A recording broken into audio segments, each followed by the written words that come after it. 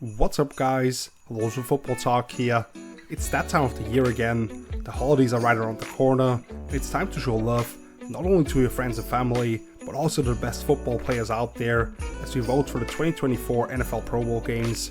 So once again, I'm going to fill out my ballot here and take you guys along for the ride, explaining my reasoning a little bit, bringing up some numbers, and maybe motivating everybody else to do the same. Of course, this whole event has sort of become irrelevant, not even totally sure what they'll do every year, and now we switch to straight up flag football, instead of the quasi version of that when they were still wearing pads. However, for the players themselves, it is still very meaningful, because that's one of the factors agents discuss with teams when they negotiate contracts, and at the end of their careers, many people still judge how good guys were based on the amount of times they were voted in. So if you do follow the NFL pretty closely, I feel like you should make your voice heard. This will probably be a little bit of a longer video as I wax poetic about guys around the league. So let's get straight into it now. While you guys sit back and relax, we'll start on offense with the quarterback position, of course. We'll kick things off with Lamar Jackson. He's been my pick for MVP all season long. The numbers aren't quite up to the level of some other guys out there, but you just watch any Ravens game and you see the way he controls the action. It's like nobody else in the game. When you look at how everybody else moves in relation to him on the field, he's made several big time throws from the pocket, even with injuries to the O-line and backfield. They had the number one rushing attack led in yardage by him.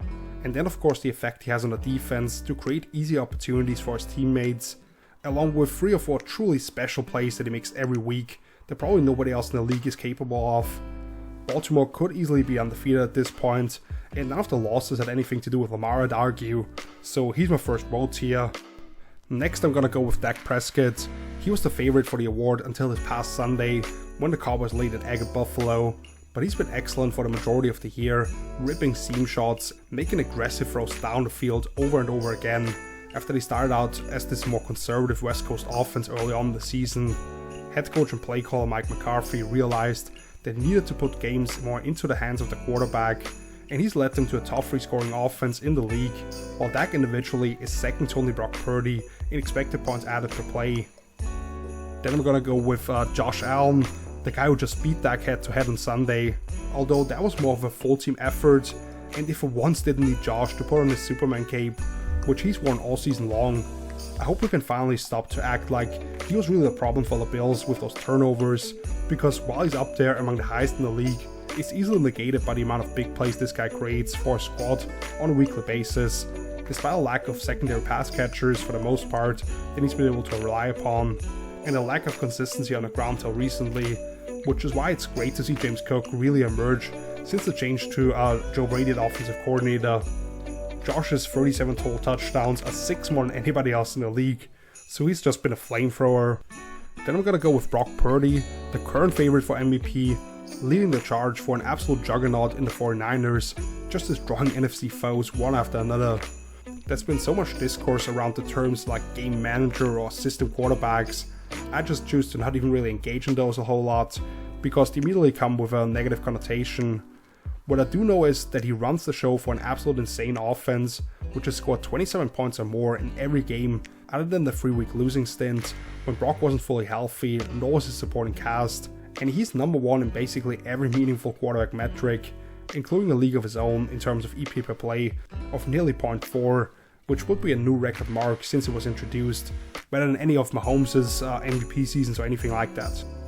Next up from that same division, the NFC West, I'm gonna scroll down a little bit for Matt Stafford. Along with Lamar, the 2 most enjoyable quarterbacks to watch this season for me personally, which is why that duel a couple of weeks ago was just mesmerizing to watch. The dude's been slinging it all year, using all different kinds of arm slots when needed, moving around as well as he ever has inside the pocket, throwing the lookers, and taking a team that was expected to tread water this season with some deficiencies on the roster, yet making them look like a dangerous squad that nobody in the NFC wants to face in the wildcard round if they do make it in.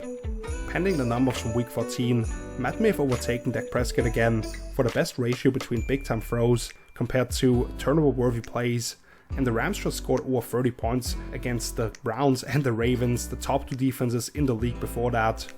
And then finally, Tua Tagovailoa, maybe more in the mold of a Brock Purdy, where I think it's more about just running a high octane offense at an extremely high level than a guy who creates plays all over the map, but he has become better at adjusting to post-snap rotations and finding counters to what defenses are throwing at him, with Tyreek Hill potentially reaching 2,000 receiving yards and Raheem Mostert already reaching 20 touchdowns on the season. Guys around him are setting records, but you need that point guard to hit guys perfectly on time and target to take advantage of all that speed that they have, and Tua has absolutely done that. While they push the ball down the field more aggressively this season, he's only my final pick here, so to speak, because he hasn't done it against the top teams yet, but he'll have a chance to prove otherwise the next couple of weeks. A couple of honorable mentions I want to bring up here. Patrick Mahomes, of course, always deserves consideration, and if his receivers drop a couple fewer passes, or they get a couple of late calls by the officials, we may look at the season very different right now, but this is where he is. And then CJ Stroud, who's been a lock for Rookie of the Year since week 3 or so, unfortunately missing last week, has hurt his chances to set multiple rookie records for a passer, because that's the pace he's on, with tons of vertical shots on the money, and he's been so much better out of structure than anyone in the draft process even hoped he could be. Next up we go to the running back position, of course starting with Christian McCaffrey, who would be my choice for Offensive Player of the Year right now. He leads the league with 1,800 scrimmage yards and 20 touchdowns through 14 games. As great as Purdy and all those pass catches have been, he's the engine that drives this top-ranked 49ers offense. He's become such an incredible runner in terms of the way he presses holes, makes those subtle adjustments, and takes advantage of defensive movement, where it's not just pure explosiveness or anything like that. He's become an exceptional runner, plus then his versatility to line up at every receiver spot and create advantageous looks differentiates the Niners from every other team in the league basically. Then we've got Raheem Mostert, formerly off the 49ers, now in Miami, tied with McCaffrey with those 20 touchdowns from scrimmage. The second oldest running back in the NFL, I believe, and it's kind of insane how he was dealing with injuries early on in his career, yet now he's finally been able to stay healthy at this somewhat advanced age. Rookie running back Devon Achane is a dynamo for this group, but Mostert remains the better runner.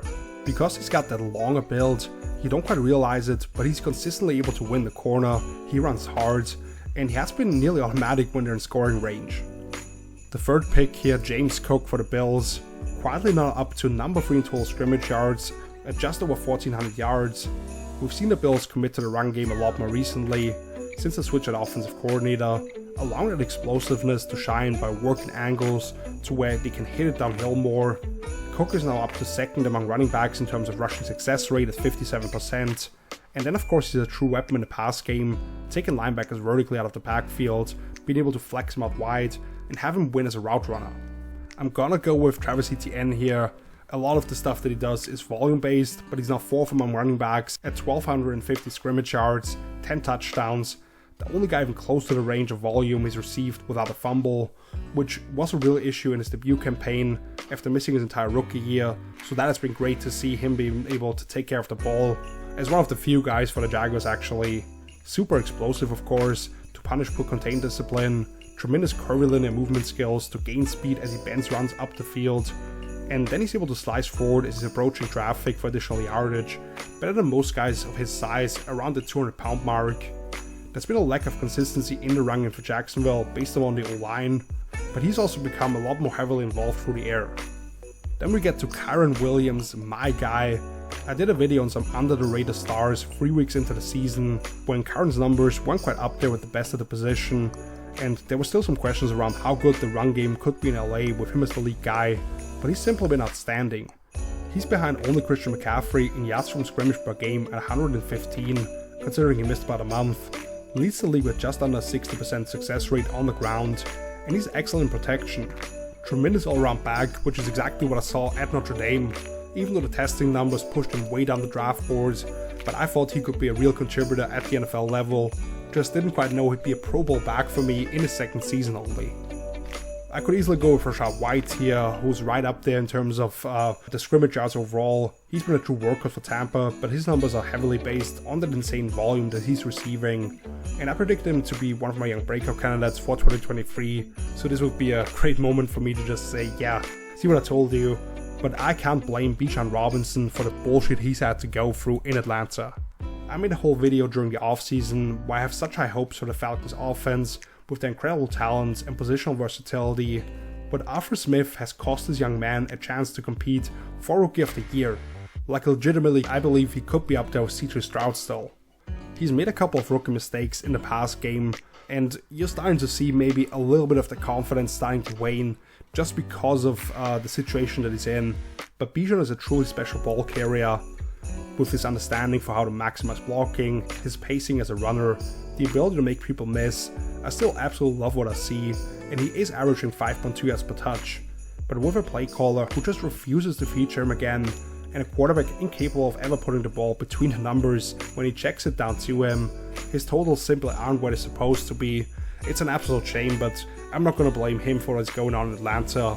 And it's not like the guys up here with him are better in terms of efficiency metrics. Maybe you can argue Jahmyr Gibbs, the other rookie from Alabama, now with the Lions, definitely in a better situation with a much more cohesive play call, maybe you want to label it as. But we're going to move on to the wide receiver position now. This is where things start to get really annoying, because with 11 personnel being the standard grouping for offenses nowadays, you have 6 receivers actually starting combined on both sides, compared to only 1 quarterback and running back each, because I would really like to just vote the first 2 rows here, to be honest, plus Nico Collins as the next guy up here, who's been awesome as an alpha for Houston this season, but I'm gonna have to settle on 6 names here. And the first choice here is a very easy one, of course, Tyreek Hill. Still right there, pretty much on pace for the single season receiving record, although the hope to hit the 2,000 mark did take a bump this past Sunday when he missed the game. We don't really have to discuss the speed here, because everybody can see it when he put on their TVs, but seeing the effect it has on defenses when you go back to the tape, there's a truly palpable gravity with the way he pulls defenders with him. Yet then if opponents are stupid enough to actually ask somebody to defend him one-on-one, he can blow by his man in 3 to 4 steps. Mike McDaniel has found more ways to already have him in motion at the snap, Tua has become a more aggressive downfield thrower, and Tyreek has made more tough grabs in traffic than people realize. Then we're gonna go with CeeDee Lamb, who was on an absolute heater prior to this past Sunday, only behind Keenan Allen with 103 catches, and he has nearly 150 additional scrimmage yards at just below 1,400, a sick route runner who puts DBs in hell with some untraditional step sequencing and the flexibility to lean outside his frame, where it's really tough to judge which direction he's going. But then he can also high punt the ball for tremendous grabs through contact, indicated by 10 touchdowns on the year, and he's so elusive after the catch, being able to make people miss and gain additional yardage. He's truly ascended to that elite tier. Which brings us to AJ Brown, who made that big jump last year, and he's been even better this season. Unfortunately, Eagles' offense and team overall has taken a step back, especially this past month, where defenses have started to cloud to his side in almost every snap, but AJ was roasting everybody in man coverage before defenses have fully committed to that change, and Jalen Hurts went his way whenever they did get those looks. Along with that, his frame and ability to attack the ball in the air makes him a monster in contested situations, and nobody wants to tackle this dude.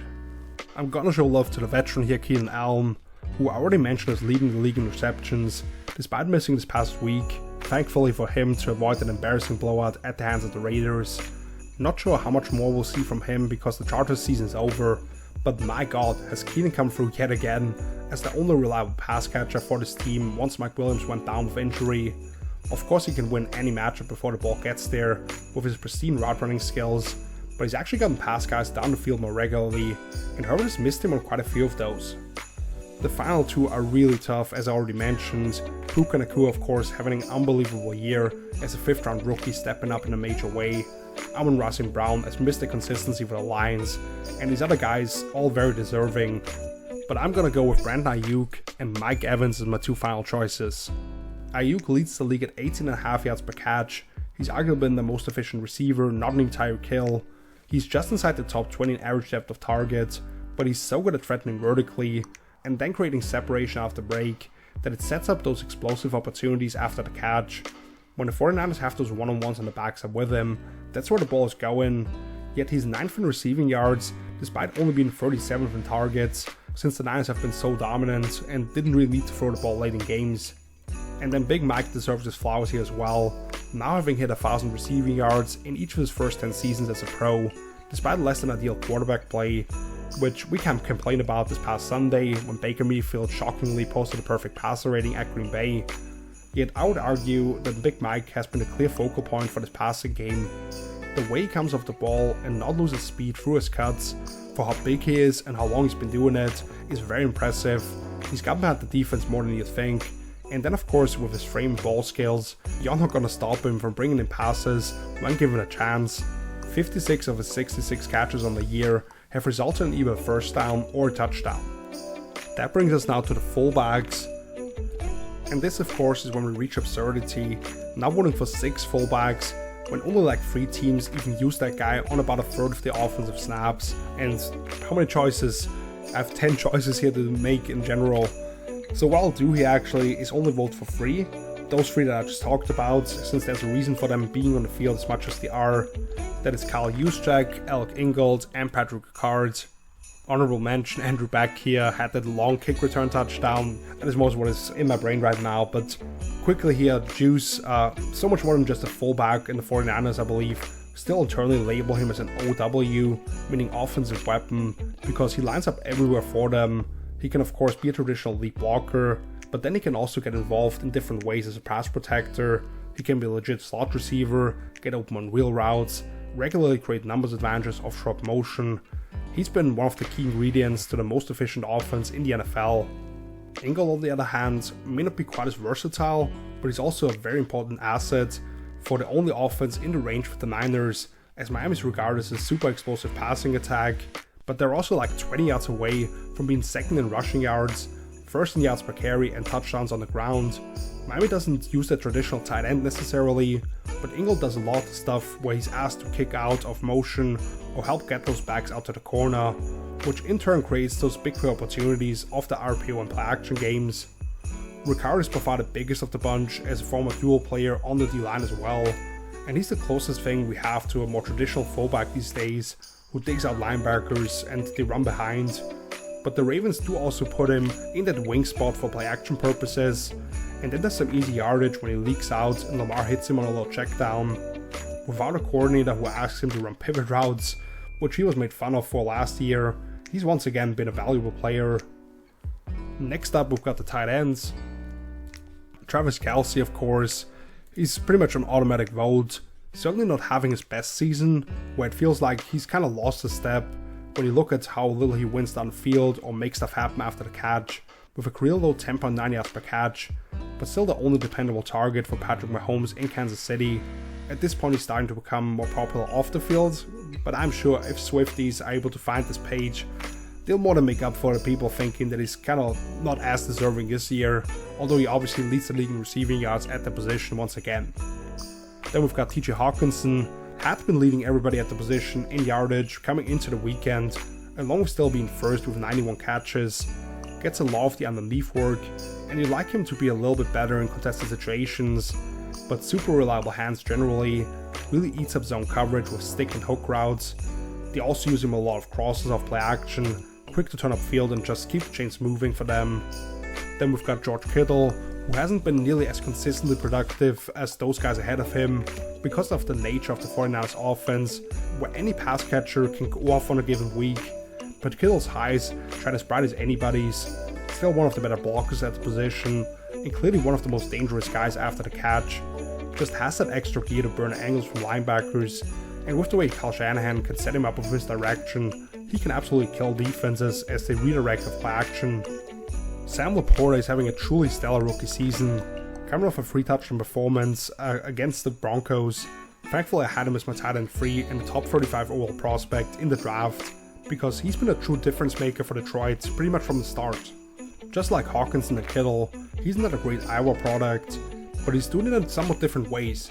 He was this utility player in college who would line up all over the place, and while that hasn't quite followed him along necessarily, he's been a really good big receiver basically for Detroit, ranking in the top 10 in contested catch rate and yards after the grab. Next up we've got Trey McBride, absolute baller for the Cardinals. I've wanted to see him get extended run since the start of his rookie season last year pretty much, considering he was my favorite prospect at the position in that 2022 class, but he was held back by the presence of veteran Zach Ertz. In 9 games as a starter this year, he's got 58 passes for 633 yards, literally the most productive guy at the position over that stretch, Good burst of the ball, no time lost out of his breaks, great body control and hands. He's been outstanding, especially on third downs where Kyle has really looked at him. And finally, I'm gonna go with David Njoku, the one guy in the conversation for the best YAC tight end along with George Kittle. Nearly 500 of his 700 yards on the season have come once the ball was in his hands, with a minuscule average depth of target of just 4.3 yards.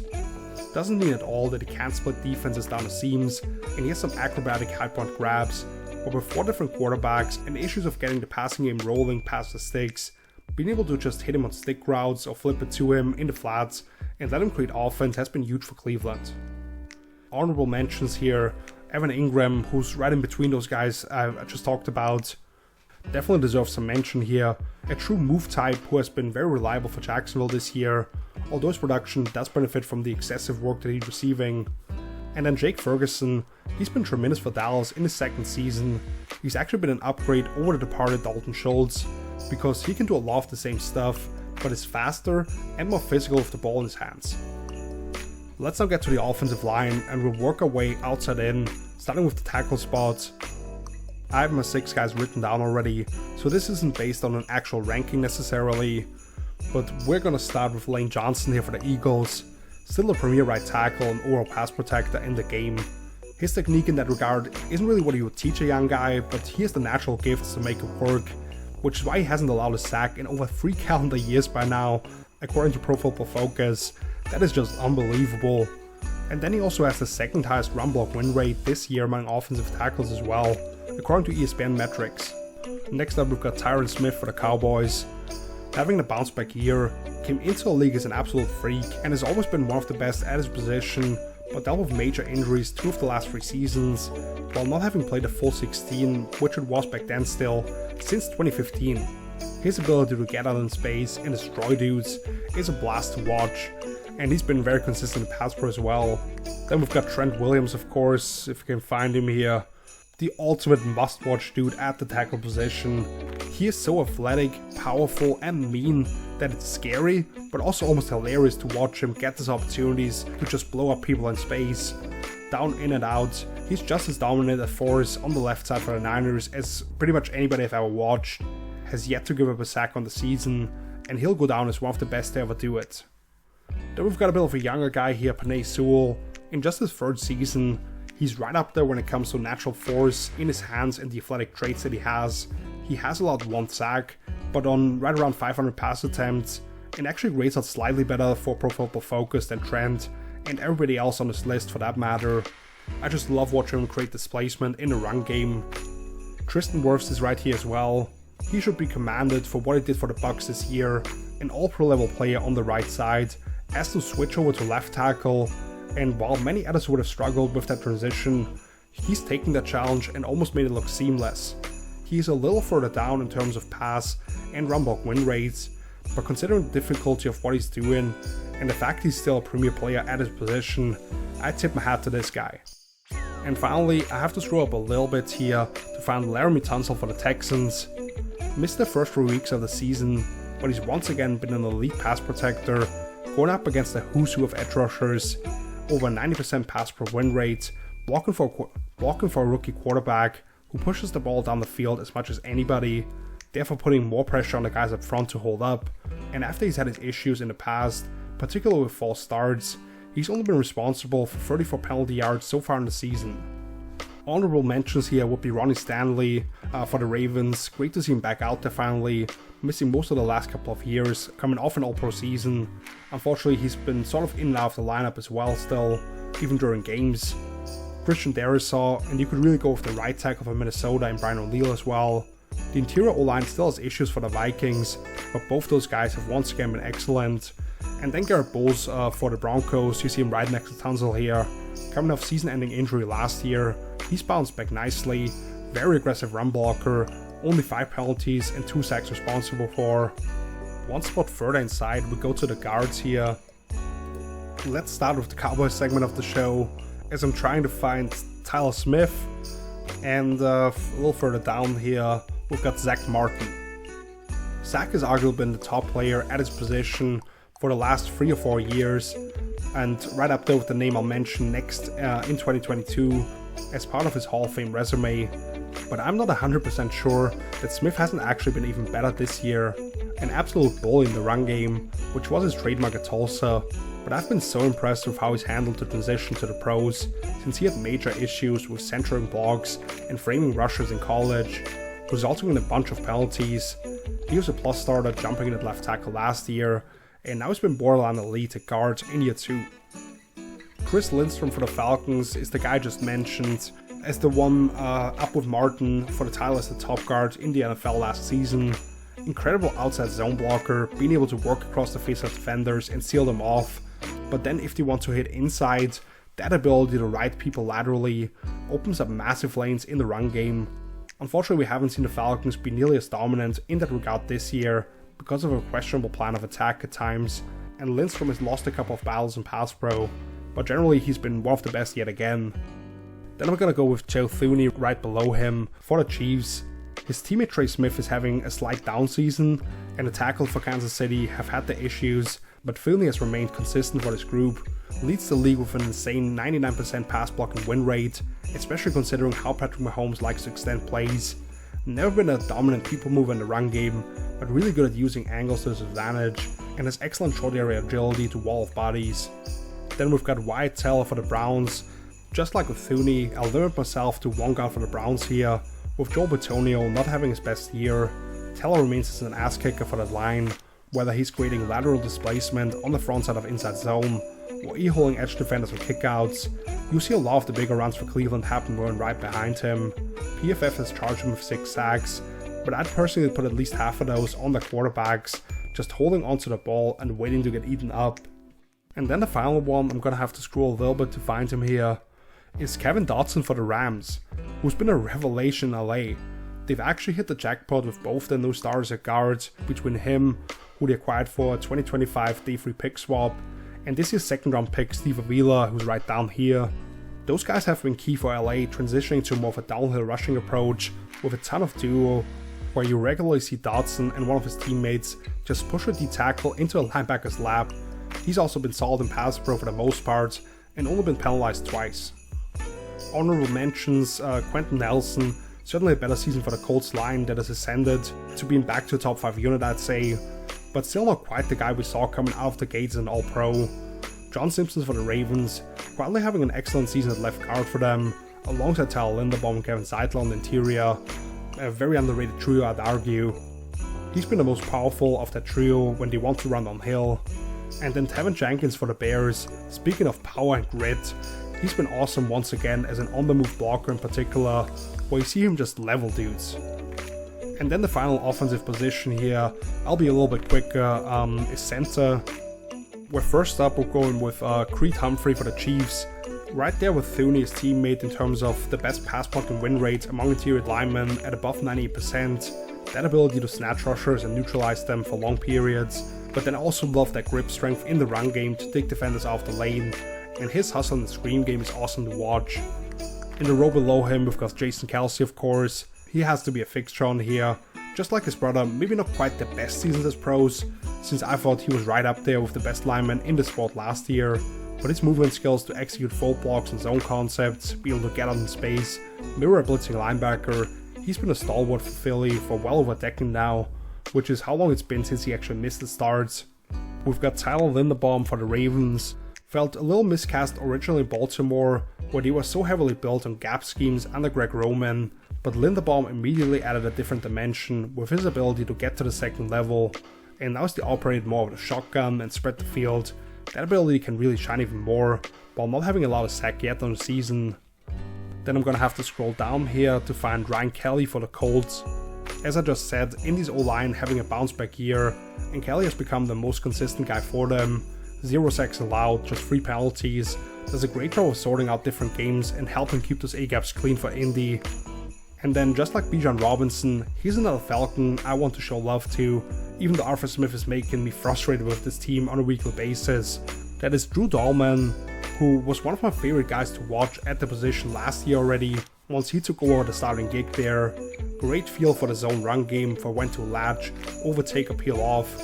consistently delivers a solid bump on the hip of defenders on the front side before having the hip flexibility to fall back for linebackers trying to backdoor him, and that's where you see a lot of the big runs hit into. Plus, he's often the guy that pivots back around to help out on the backside of their longer developing play action concepts. And I actually almost forgot to talk about him a little bit earlier, but Frank Ragnar for the Lions, up there in the discussion for the top pivot man, especially once Kelsey decides to hang them up. Not quite as mobile maybe, but used on the move quite regularly and getting the job done. The guy before Creed Humphrey, who I fell in love with for blocking dudes 20-30 yards downfield in the screen game. He's a little stronger at the point of attack, I'd argue, than the other guys listed here.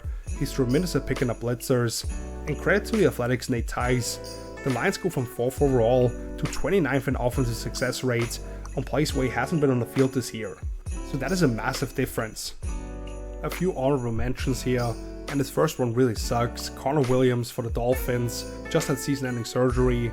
He was playing so well for the explosive attack for Miami, in particular in the run game, that ability to reach defenders in the place-hack gap, as well as hunt down linebackers, and then in the pass game being able to sort out different looks and help keep Tua clean. So that is a really bad one.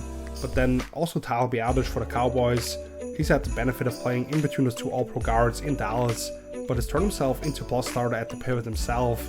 Ethan Posick, similar story for Cleveland. His length has entered a different dimension once he took over that gig last year and immediately earned a long-term contract, which he's paying off now.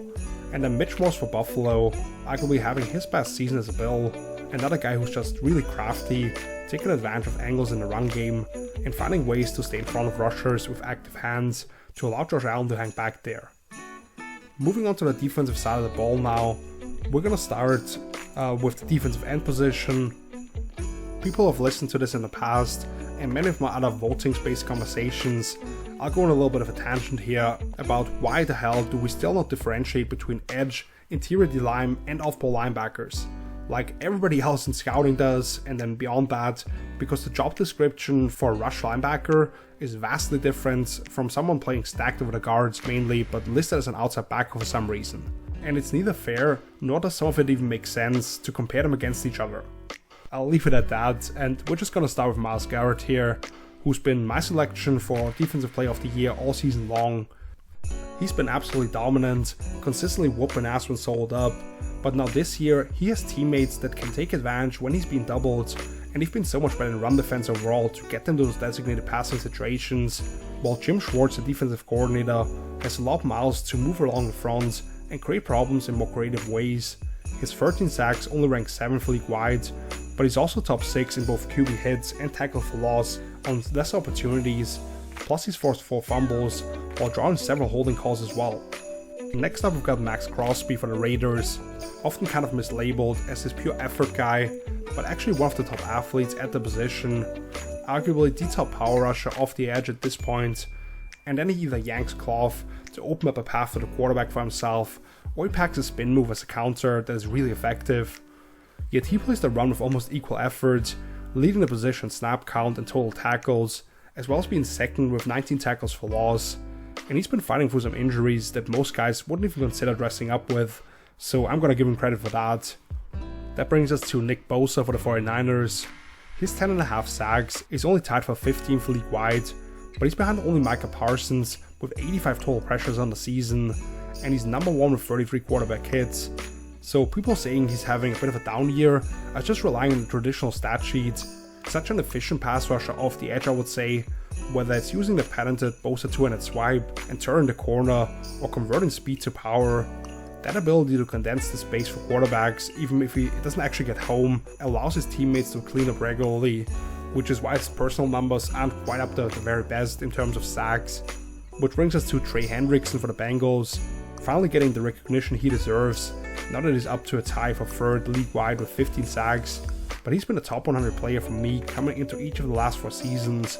Not the greatest athlete we've seen at the position, but just relentless with how he works the hands, and has better flexibility than you'd think. Also a hard-nosed run defender. Even if the Bengals are having a down year in that regard, he's tied for 6th in tackles for loss individually, and does a great job of always keeping the outside arm free. Montez Sweat from the Bears now deserves some love here. I was down in the trade for him coming over from Washington, less based on the player that Sweat is, but more so based on the Bears trading another high second round pick for somebody at the end of his rookie deal without any long-term agreement in place. Sweat, however, has been outstanding, and while this is also connected to Matt Eberflus taking back over defensive play calling, while he run a ton of cover 3 and now have the front four to get home, the Bears have gone from 30th in defensive EP per play through the first 8 weeks, all the way to number 3 in the league since Sweat's arrival, who individually ranks top 10 in sacks, QB hits and tackles for loss. And then let's give Jadeveon Clowney for the Ravens some love here. A true resurrection of his season. Since his 1 year with Seattle back in 2019, he's been a fairly disappointing player, I would say, considering how high the expectations were for him as a former number 1 overall pick. He's fit in perfectly with Baltimore as this big, long guy on the edge, where he's always been the top tier run defender, but he's also on pace for career highs in sacks, QB hits and pressures. Baltimore does a lot of showing pressure and then forcing quarterbacks to hold onto the ball, but Clowney has been able to cash in on those opportunities with the 6th best pass rush win rate among edges.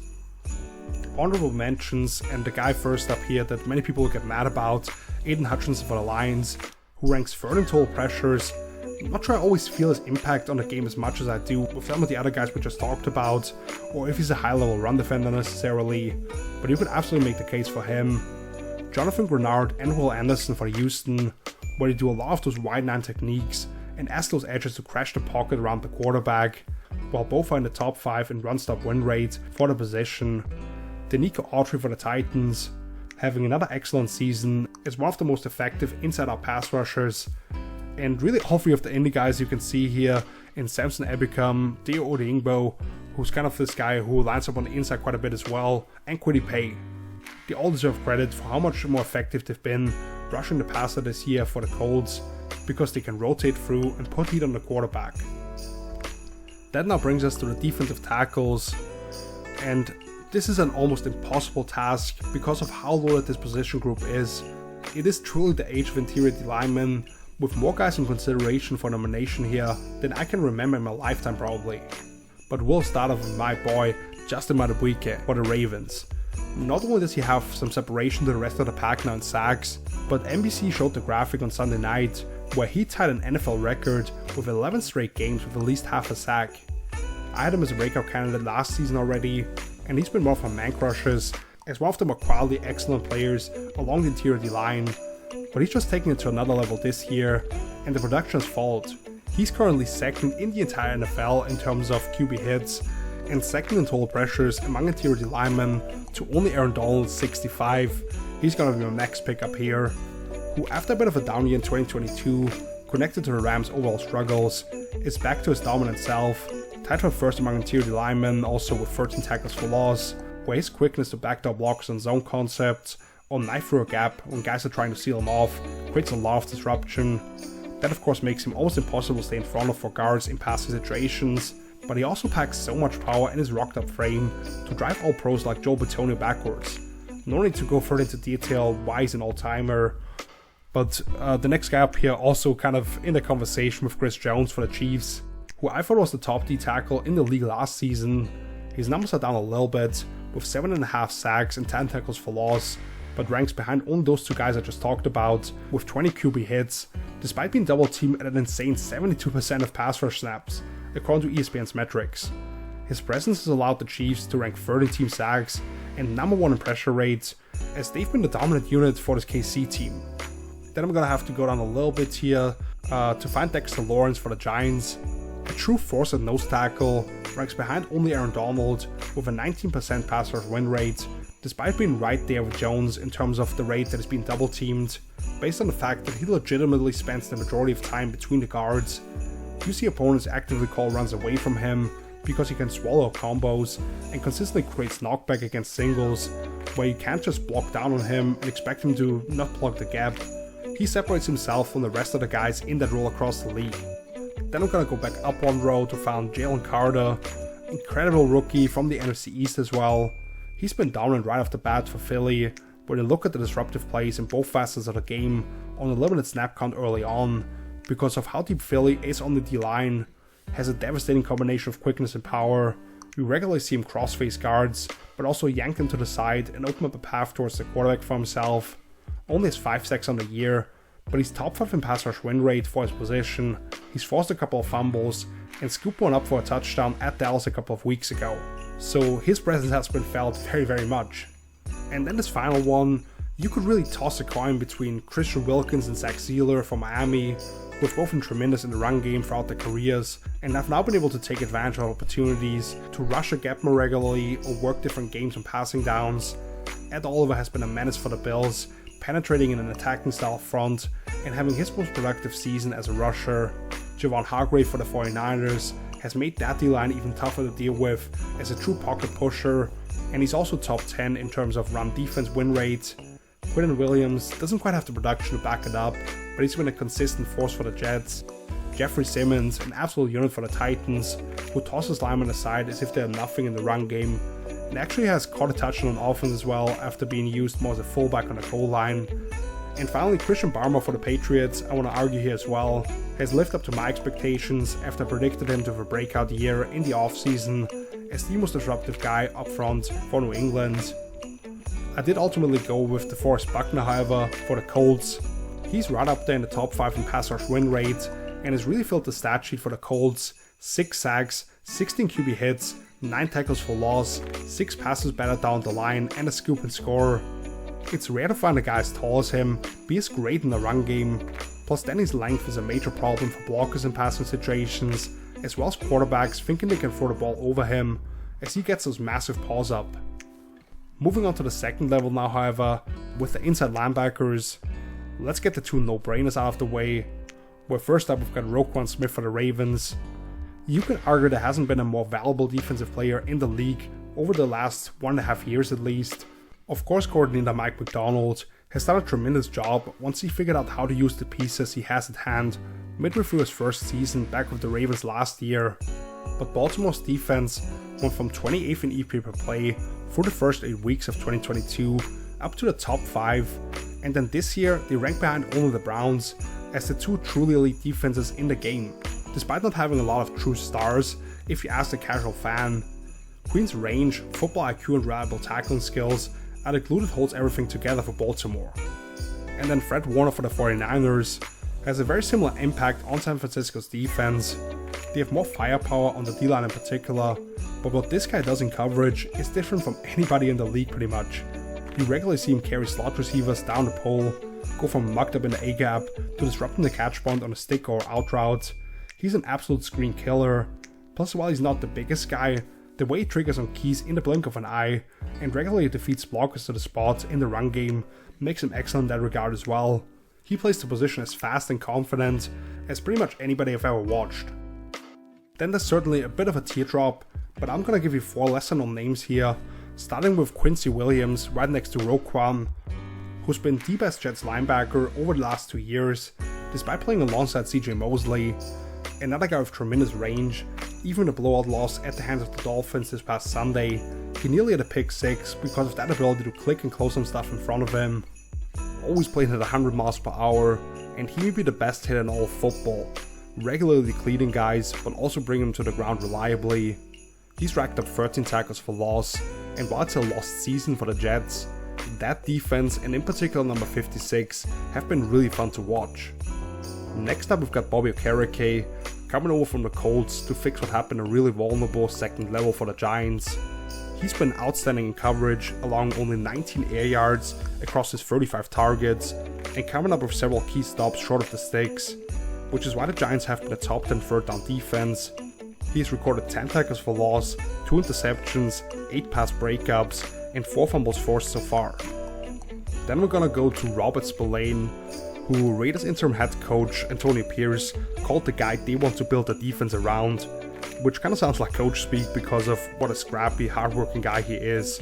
But Spillane has made several impact plays this year, being able to read the eyes of the quarterback and get his hands on balls in his vicinity as a hook dropper, 3 interceptions, 4 PBUs, 3.5 sacks, and he's missed less than 8% of his attempted tackles, despite seeing a lot of work. And then here's my guy, undrafted rookie for the Vikings, Ivan Pace. I personally had him as a day 2 pick and thought the NFL was missing out, again purely based on the fact that he's short. That ability to trigger on stuff, dip under or rip through the reach of blockers allows him to regularly initiate first contact with the ball carrier. He's only missed 3 of 80 attempted tackles. He's allowed the 5th lowest passer rating among linebackers in coverage, which is kind of surprising considering that was kind of the weakness in his game coming out of college. But really he's been an elite blitzer in a scheme under defensive coordinator Brian Flores that loves to use him in that capacity. I'm still waiting on the updated numbers, but I think he still leads all off-ball linebackers in total pressures. And then a couple of honorable mentions. Hayden Ellis for the Falcons has been a vacuum on the second level for Atlanta, effective blitzer, and shows good understanding for route patterns and coverage. Drake Greenlaw not getting the credit he deserves for playing alongside Fred Warner with the 49ers. Outstanding range and hitting power to create key stops, similar to what I just talked about with Quincy Williams for the Jets. And both guys for Chicago, Tremaine Edmonds and TJ Edwards. Edmonds just had that massive pick 6 last Sunday, and Edwards haven't improved so much in coverage as well over the last 2 years, while helping the Bears become the second most effective run defense in the league according to several metrics. The next category here is outside linebackers.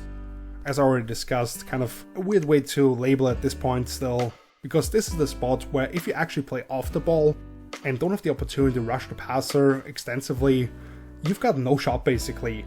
Especially because, as you can see, those guys are actually listed by sacks. So right off the bat, the one honorable mention that I want to make here as I scroll down all the way is Pete Werner for the Saints, since he doesn't get a lot of opportunities to blitz, but he's been actually better than his teammate Demario Davis, I believe, for the Saints, especially in coverage, along with being an elite tackler, missing just 3 total attempts on the year. But obviously as we scroll back up, we're gonna have TJ Watt for the Steelers. No need to go too far into depth about how impactful he's been once again.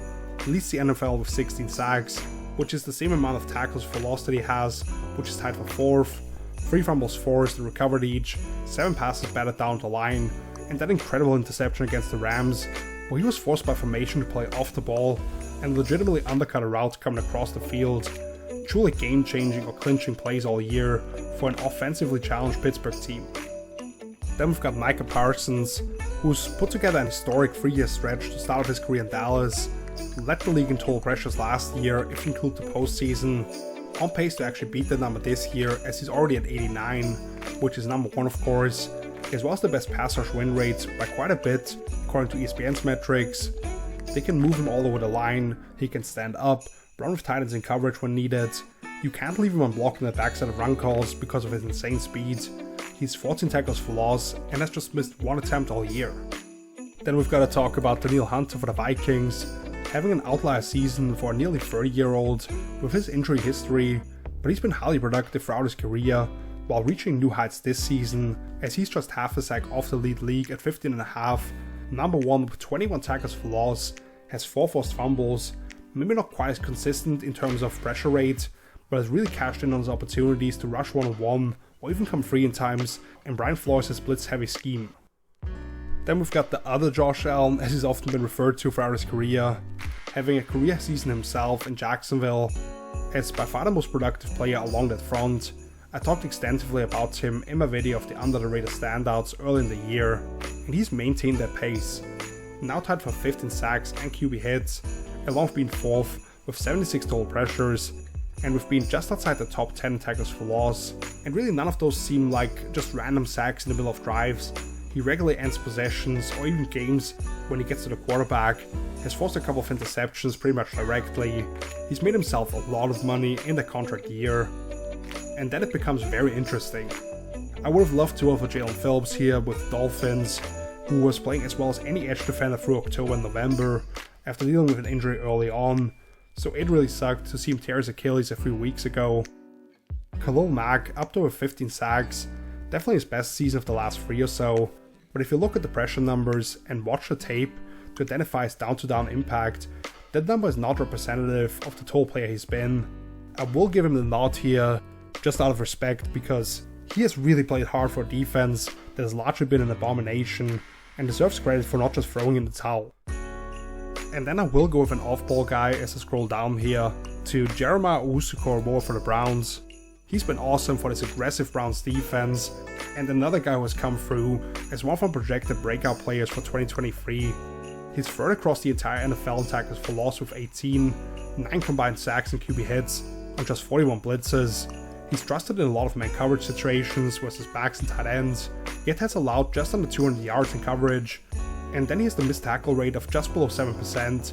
JOK's range and ability to create negative plays has been huge for the league's top defense. We get to the secondary now.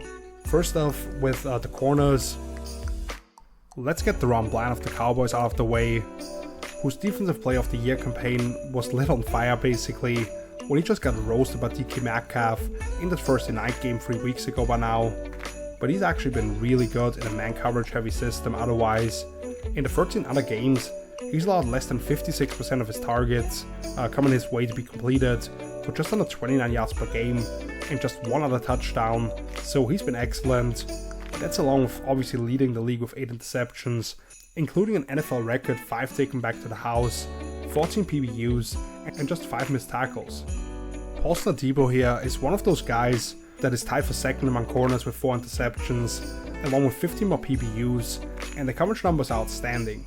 Just 41 yards per game surrendered on nearly 6 targets per game for a passer rating in the mid-50s.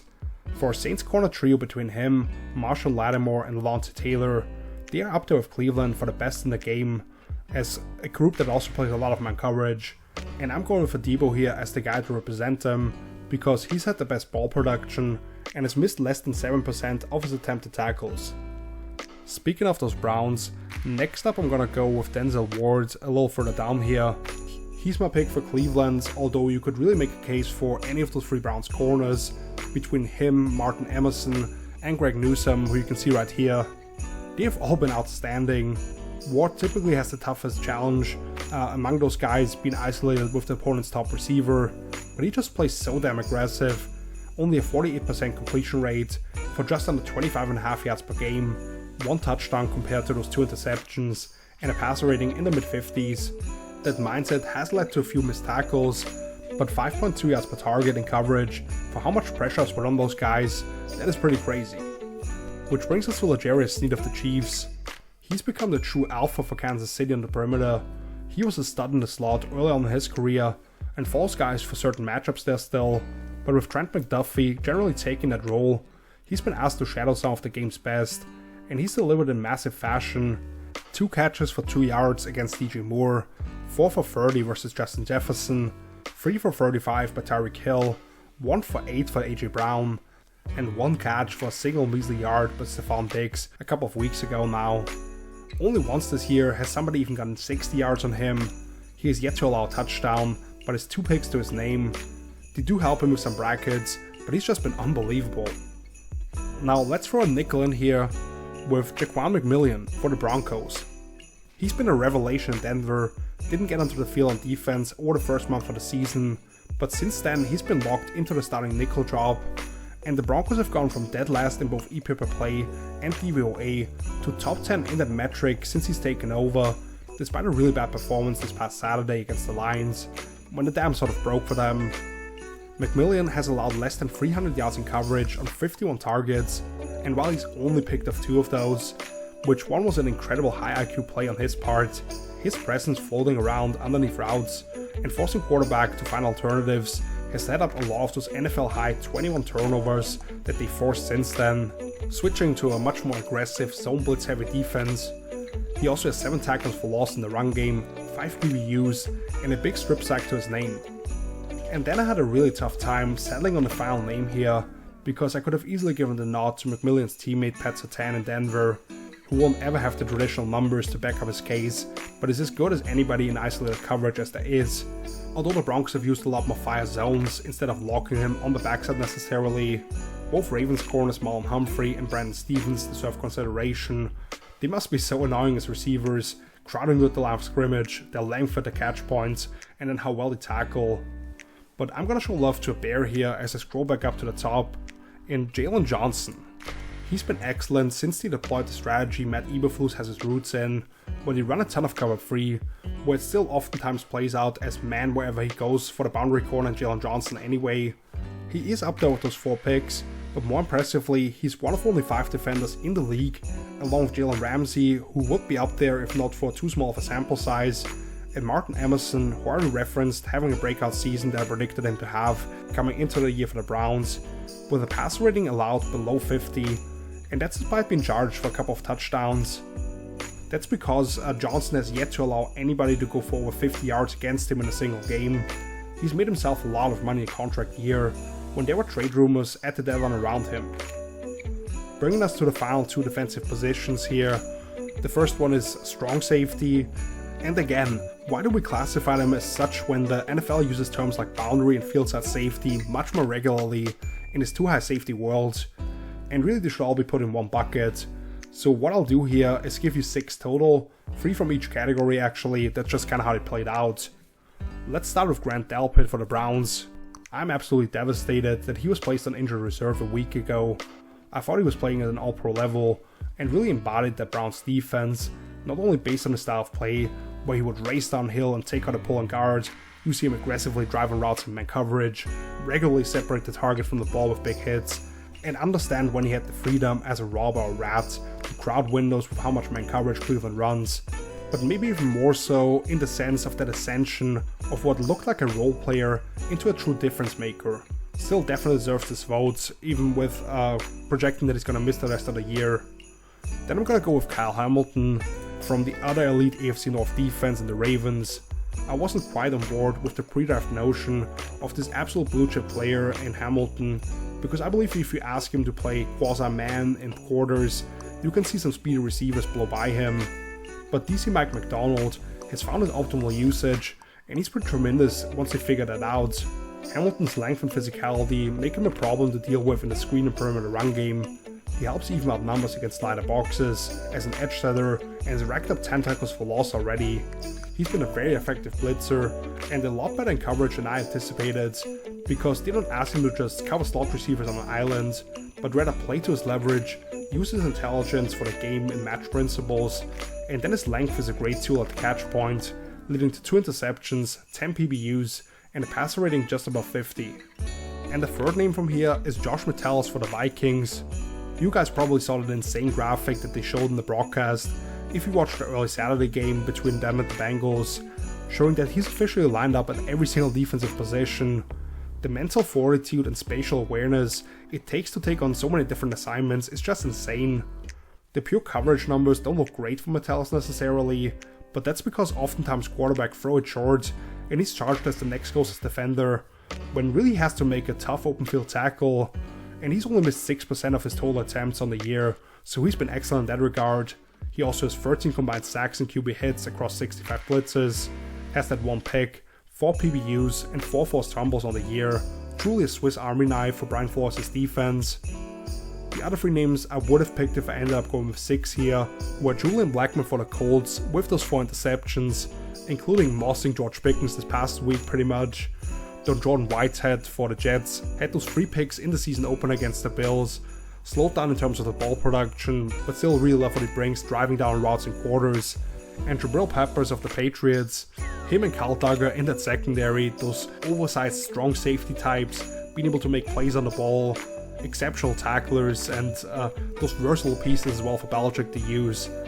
But let's instead move on to the free safeties now as it's labeled here. The first 2 guys up are locked in for me. That is Geno Stone, also of the Ravens, stepping in for Marcus Williams at times during his absence and being an absolute ball magnet. Baltimore has continued to heavily feature him in free safety sets, enabling Kyle Hamilton to stay in the slot. Just tremendous awareness for route patterns, eyes and instinct to lead him to where the quarterback is going. He's also broken up 8 additional passes.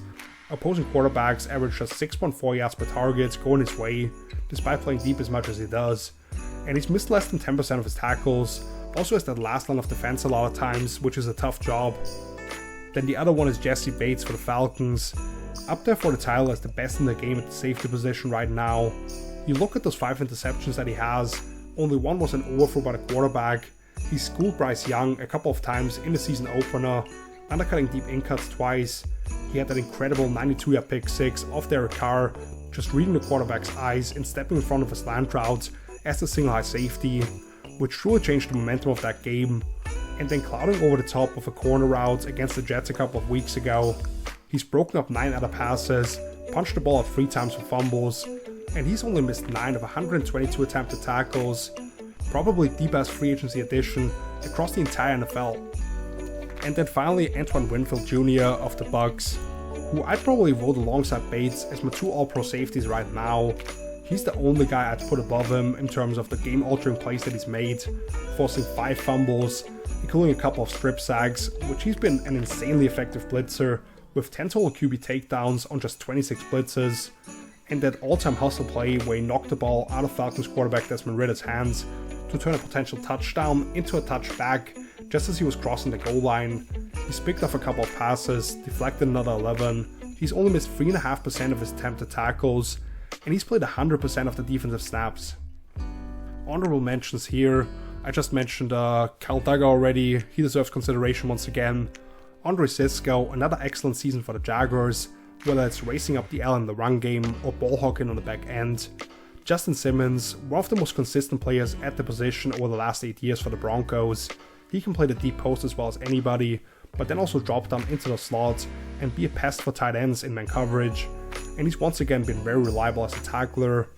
And then Javon Holland for the Dolphins had that incredible 99-yard pick 6 against the Jets in the first matchup on the Fail Mary or whatever you want to call it. 3 PBUs and fumbles forced each. Again, very effective at bringing down people short of the sticks. Just has been in and out of the lineup too much this year. Which brings us to special teams, the moment we've all been waiting for, I'm sure. I'll try to make this quick. We'll start with kickers here. Dustin Hopkins, in that MVP conversation for the Browns, I would argue, with the offensive struggles that they've had, leads the league with 33 made field goals across 36 attempts, perfect from 50 plus yards, and only 2 missed PATs, which one of those was blocked. Then Brandon Aubrey for the Cowboys, the only guy to yet miss a field goal on 31 attempts this season, including 8 from 50 plus yards and a 60-yarder a couple of weeks ago that had plenty of room left. He has missed 3 PATs, but I think one of those was blocked, and also has the 3rd highest touchback percentage on kickoffs, so obviously a huge leg. Greg Zuerlein, the only guy to consistently really score for the Jets this season, unfortunately, tied for second behind only Aubrey with a 96.5% field goal hit rate, only 11 PAT attempts because of how bad the offense has been, but he's missed only one of those, so just 2 total misses on the year, despite some bad weather situations and strong winds at MetLife, along with being 4th in touchback rate. Nick Folk is the guy who's tied with for that 2nd best field goal percentage, and basically the same rate on PATs on twice as many attempts, way off in terms of touchback percentage, but that's more so a coaching decision I guess, with Mike Rabel wanting to force opponents to return kicks. Then we've got Harrison Butker for the Chiefs, once again right up there. He's had a ton of work again, 60 combined field goal and PAT attempts, only missed one of those, hit a 60-yarder, a couple of game winners, and leads the league among guys with 10 plus attempts, and kickoff average at 65.5 yards. Then we've got Jake Elliott for the Eagles, 24 of 26, 37 of 38 on PATs, hit arguably the biggest kick of the year on that 59-yarder in the pouring rain against the Bills to send the game to overtime and ultimately help them win. But that's not even the longest he's made, banging in the 61-yarder as well. No Justin Tucker or Younghoe Koo here, who are a little off their usual pace or effectiveness unfortunately, so I had to be fair here and not just go by name value. Long snappers, I'm not going to act like I study or really can judge what they've been doing, so I'm going to skip ahead to the punters. Starting with Thomas Morstead, the true MVP of the Jets, if you count him as part of the offense at least, leading the league with 81 punts for over 4,000 yards, but also top 10 in gross average and hasn't had any of those blocked. AJ Cole for the Raiders, 2nd in gross punt average at 51.5 yards and 3rd in net average at 44 yards. Then we gotta find Ryan Anger for the Cowboys, not getting a ton of work in Dallas, but leads the league with a massive 46-yard net punt average, nearly 2 yards better than everybody else in the league, and only 2 touchbacks so far. Jake Camarda for the Buccaneers, we have up here, 15 gross average, including a 74-yarder and 24 punts inside the opposing 20. Michael Dixon for the Seahawks, we have right here, he's top 5 in net return average, including a 73-yarder, and one of the better guys at changing up his technique to really give guys trouble on the back end of those kicks. And then I'm really upset that I can't vote for my guy Ryan Stonehouse here for the Titans, since he would have been my top choice overall, leads the league by 1.5 yards in gross punt average, absolutely booming those punts, but following a block that the special teams coach actually got fired for a couple of weeks ago, allowing the Colts to get their hands on the ball twice, he was lost for the season to IR. So the one vote that I have remaining here in spirit goes to my guy Ryan Stonehouse. Then we get to the return specialists. First up, Rashid Shaheed for the Saints, second in total return yards, fourth among guys with 10 plus returns with 13 yards per, and scored a big touchdown against the Packers early in the season, while having been a tremendous deep threat for New Orleans throughout the year on offense. Marvin Mims for the Broncos, top 5 in both punt and kick return average among guys with 10 plus attempts in those categories, tied for first actually on kicks with 25.5 yards, while having been a part-time big play guy on offense for the Broncos. Xavier Gibson for the Jets had that walk-off touchdown against the Bills in overtime in week 1, now just under 10 yards on punts, but also 22 yards per kick, and is dealt with some tough conditions in New York. DJ Dallas for the Seahawks, 11 yards on punts, nearly 26 on kicks, also a valuable pass protecting offense and special teamer otherwise, so he deserves that bump a little bit here.